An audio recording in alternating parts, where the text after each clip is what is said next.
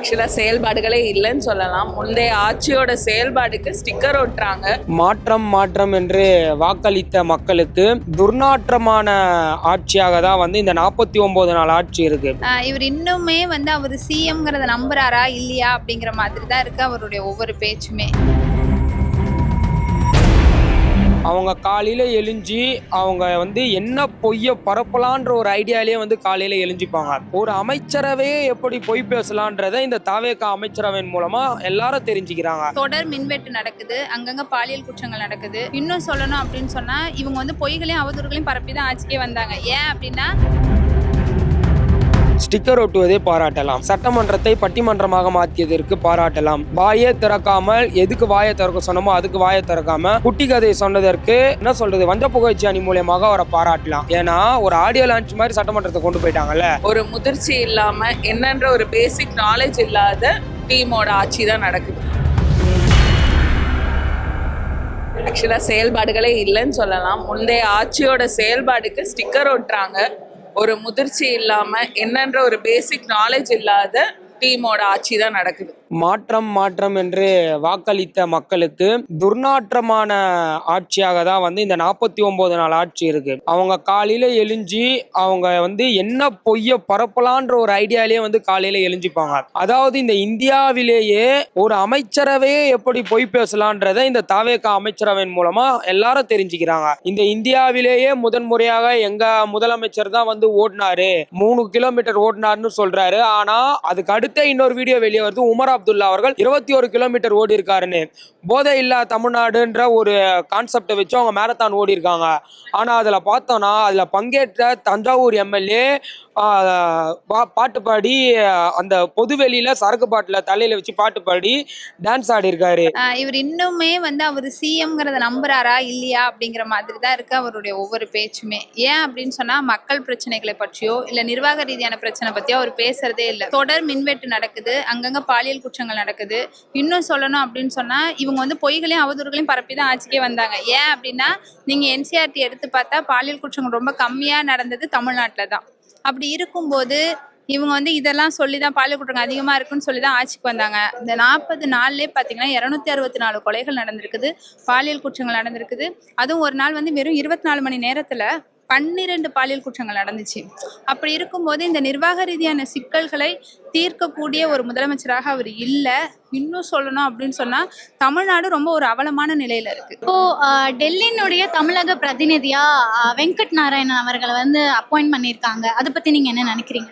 அதான் சிம்பிளான சொன்னேன்ல, யாருக்குமே பேசிக்கான நாலேஜ் இல்லாம அது பண்ணிக்கிட்டு இருக்காங்க. ஒரு விஷயத்த பண்ணும்போது அது தெளிவா ஆராய்ஞ்சு அவங்க பண்ணணும். அதுக்கான பண்றதுக்கான இது இல்லை. அவங்களுக்கு ஒரு சைட்ல இருந்து இன்ஸ்ட்ரக்ஷன் வருது, அவங்க பண்றாங்க, அவ்வளவுதான். ஸோ இன்ஸ்ட்ரக்டர் உட்காந்துட்டு இருக்க பர்சன் கிடையாது, வேற யாரோ இன்ஸ்ட்ரக்ஷன் கொடுக்குறாங்க, அதுபடி ஃபாலோ பண்ணிட்டு இருக்காங்க, அவ்வளவுதான். இப்போ இந்த 48 நாட்கள் நடந்த இந்த ஆட்சியில ஏதாவது ஒரு விஷயம் பாராட்டலாம் அப்படின்னா தாவேக்கால நீங்க எந்த ஒரு விஷயத்துக்கு பாராட்டுவீங்க? ஸ்டிக்கர் ஒட்டுவதை பாராட்டலாம், புரியுதுங்களா? சட்டமன்றத்தை பட்டிமன்றமாக மாற்றியதற்கு பாராட்டலாம், வாயை திறக்காமல் எதுக்கு வாயை திறக்க சொன்னமோ அதுக்கு வாயை திறக்காம குட்டி கதை சொன்னதற்கு என்ன சொல்றது வஞ்ச புகழ்ச்சி அணி மூலியமாக அவரை பாராட்டலாம். ஏன்னா ஒரு ஆடியோ லான்ச் மாதிரி சட்டமன்றத்தை கொண்டு போயிட்டாங்கல்ல. அப்படி இருக்கும்போது ஒரு தற்கொலைகளினுடைய மனநிலையிலிருந்து அவர்களை பாராட்டலாம். அந்த மாதிரி தான் அவங்க ஆட்சியை பாராட்ட முடியுமே தவிர வேற எதுக்குமே பாராட்ட முடியாது. ஜெனியூனா சொல்லணும் அப்படின்னு சொன்னா அவங்க கலைஞர் மகளிர் உரிமை தொகையா இருக்கட்டும், மகளிர் விடியல் பயணமாக இருக்கட்டும், இது எல்லாத்தையுமே தொடரணும் அப்படின்னு சொன்னாங்க. அதை தாண்டி ஒருவேளை இதை இந்த பாராட்டை நான் இந்த தாவேகா அரசு கொடுக்கறத விட தமிழக மக்களுக்கு தான் கொடுக்குறேன். ஏன் அப்படின்னு சொன்னா ஒருவேளை இந்த திட்டங்கள் எல்லாம் கை வச்சா மக்கள் வெகுண்டெழுவார்கள்ங்கிற அச்சம் அவங்களுக்கு இருக்குது.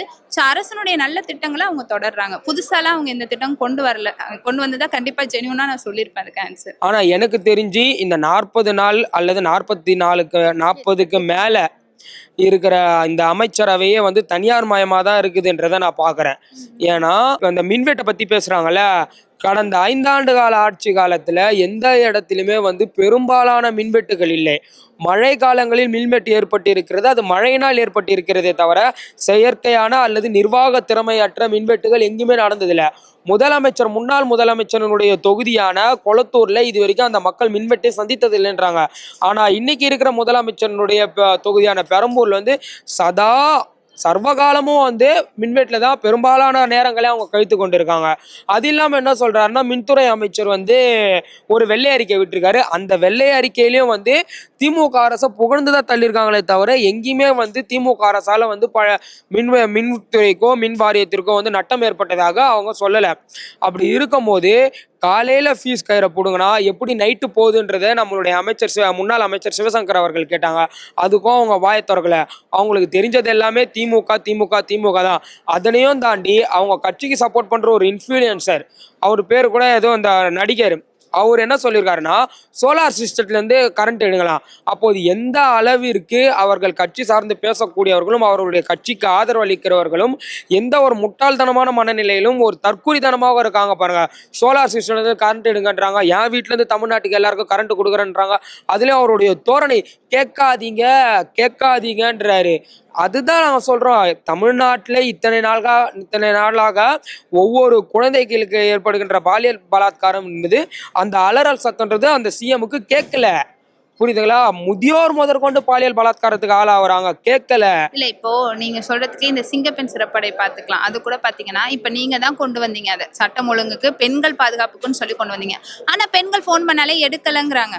இப்போ இதை எப்படி வந்து நாங்க வந்து இந்த பிரச்சனையை வந்து நீங்க தான் கொண்டு வரீங்க அப்படிங்கும் போது அதை கூட எப்படி சிறப்பா செயல்படுத்த முடியாது? நீங்க டைம் கேட்கலாம். எதுக்குன்னா நீங்க சில நலத்திட்டங்கள் எல்லாம் கொண்டு வரணும், நீங்க நடைமுறைக்கு சாத்தியப்படாத நலத்திட்டங்களை கொண்டு வரணும்னு சொன்னீங்க. அதுக்கு தான் ஒரு 6 மாசம் டைம் கேட்டா பரவாயில்ல. அதுக்காக காவல்துறை எதுவுமே செயல்படாம இருக்குமா? இல்ல இதுல எப்படி டைம் கேட்பாங்க? ஏன்னா அடுத்த நொடியே அடுத்த நிமிடமேன்னு அவரு தான் பேசினாரு. அங்க ஆட்சிக்கு வந்து 48 நாள் ஆயிடுச்சு, இன்னுமே டைம் கேட்டுக்கிட்டே இருந்தாங்க அப்படின்னு சொன்னா இதை வந்து எப்படி பார்க்குறோம் அப்படின்னா ஒரு நிர்வாகத்திறன் இல்லாமல் கையாலாகாத ஒரு திறனாகத்தான் நான் பார்க்குறேன். கண்டிப்பாக. ஏன்னா கர்நாடகாவில் வந்து மேகதாதானை கட்டிடுவாங்களோங்கிற ஒரு பயத்தில் தமிழ்நாடே இருக்குது. விவசாயிகள் மட்டுமல்ல, தமிழ்நாடே இருக்குது. அப்படி இருக்கும் பொழுது டெல்லியுடைய சிறப்பு பிரதிநிதியாக தமிழ்நாட்டில் யாருமே இல்லையா? ஏன்னா கடந்த ஆட்சியில் பட்டியலினத்தை சேர்ந்த ஒருவர் தான் டெல்லியுடைய பிரதிநிதியாக இருந்தார். அப்படி இருக்கும்போது நீங்கள் வந்து இந்த கர்நாடகாவை சேர்ந்த ஒருவரை இப்படி பண்ணீங்கன்னா அவர் எந்த மாநிலத்துக்கு முதல்ல குரல் கொடுப்பாருங்கிறது ஒரு கேள்வி. அதே மாதிரி தமிழ்நாட்டினுடைய பிரதிநிதி எப்படி வந்து ஒரு கர்நாடக மாநிலத்தை சேர்ந்தவராக இருக்க முடியும்? இதையெல்லாம் தாண்டி அவர் ஏதாவது ஒன்று செஞ்சிருக்காரா? தமிழ்நாட்டுக்காக ஏதாவது குரல் கொடுத்திருக்காரா? முல்லை பெரியார் அணை அந்த மாதிரி எதுக்காவது குரல் கொடுத்திருக்காரான்னு பார்த்தாலும் இல்லை. அவர் யாருன்னு பார்த்தா ஜனநாயக படத்தோட தயாரிப்பாளர். இப்படி தனக்கு வேண்டியவர்களை மட்டுமே அவரு சுத்தி சுத்தி அரசு பதவிகள் அமர வைக்கிறது அப்படிங்கிறது ரொம்ப ரொம்ப ரொம்ப ஒரு மோசமான ஒரு செயல்.